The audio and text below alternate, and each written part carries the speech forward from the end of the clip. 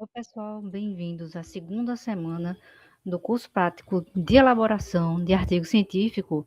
E nessa semana vocês vão observar o que é o problema de pesquisa e como a gente pode delimitar.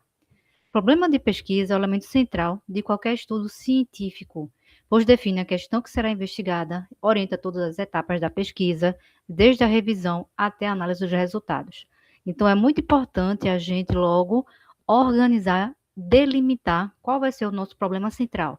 Só que sua elaboração exige a identificação de uma situação, de um fenômeno, de uma lacuna, e do conhecimento que às vezes ainda não foi suficiente para cada um de vocês esclarecer em relação à pesquisa que vocês estão trabalhando. Então, o que é que a gente precisa fazer? De novo, ler, ler, ler e entender qual é a necessidade da sua pesquisa, explicar ou propor alguma solução para uma determinada realidade. Então, essa organização de você conseguir compreender, explicar e propor pode ser também uma forma de você fazer esse delineamento em relação à sua pesquisa. E aí, só voltando de forma científica, esse delineamento vai ser empírico. Quando a gente observa a lacuna em relação à parte técnica, à parte teórica, a lacuna vai ser não empírica, ou seja, vai ser uma lacuna teórica, vai ser uma lacuna voltada para o que não foi encontrado na literatura ou uma lacuna que a gente pode observar que a pesquisa vai se iniciar em relação ao que você está propondo. Então, a construção do problema inicia-se justamente pela essa definição do tema. Então, o tema amplo como educação, no meu caso, administração, gestão pública, inteligência artificial, é muito ruim, ou seja, ele não é delimitado, ele não é refinado a um ponto específico que a gente ache um contexto e analisa esse contexto em aspectos populacionais, local, qual foi o período, a organização, se tem alguma variável de interesse, se tem alguma delimitação que seja mais objetiva e viável. Então, temas que você está procurando de uma forma muito geral, generalista, provavelmente você vai cair na delimitação do tema que não tem foco nenhum. E aí, quando a gente delimita, a gente torna a investigação mais objetiva, viável, até porque toda pesquisa, vocês sabem também, que a gente vai correndo contra o cronograma. E se esse cronograma for da sua pós-graduação, ele é muito mais condensado em relação a essas entregas.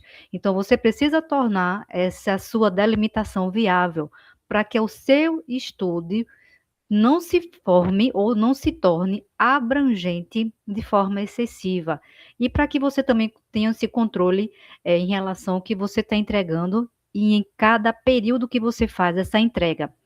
Após essa definição do tema, você deve realizar uma leitura inicial de livros, artigos. A gente também conta muito com banco de teses e dissertações, então documentos que realmente sejam relevantes. Observe também qual é a data desse documento. No ano passado que eu estive presente no ENAMPAD, que é um evento voltado para a administração da Associação Nacional dos Cursos de Pós-Graduação em Administração, foi falado, foi citado, por exemplo, que os documentos relevantes, a partir antes de 2021, eles não devem ser mais considerados, salvo os elementos que a gente sabe que são os documentos essenciais, os seminais, que é aquele que foi a origem de toda a base teórica. Então, eu fiquei até alarmada em relação a isso. Mas por que está acontecendo? Por causa desse boom e dessa reorganização da inteligência artificial com relação também à pesquisa científica. Então, essa etapa da definição do tema, ela é feita para compreender esse estado atual, identificar esses resultados, se já existem, se tem alguma controvérsia, se tem alguma lacuna. Aí vem a dica nas teses e dissertações que vocês estão lendo, onde é que a gente encontra essa informação? No final das considerações finais ou das conclusões. Então, muitas vezes, o problema de pesquisa nasce justamente em estudos que encontraram ausência de dados em um contexto, em resultados divergentes, em resultados que não foram encontrados de forma positiva na literatura, ou adiante em relação ao uso de novas tecnologias ou mudanças sociais. Então, a pergunta de pesquisa, quando a gente observar ela, ela vai representar o ponto de partida de qualquer investigação científica.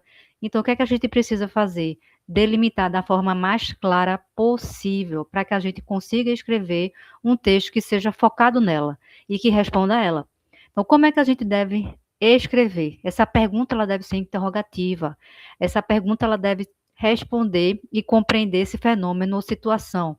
Essa pergunta deve evitar ambiguidades ou termos que são genéricos e utilizando termos que fazem parte dos jargões da área que você ocupa. Por exemplo, eu trabalho com gestão da qualidade. Então, se eu utilizar percepção da qualidade, eu já sei qual é o autor que está correlacionado.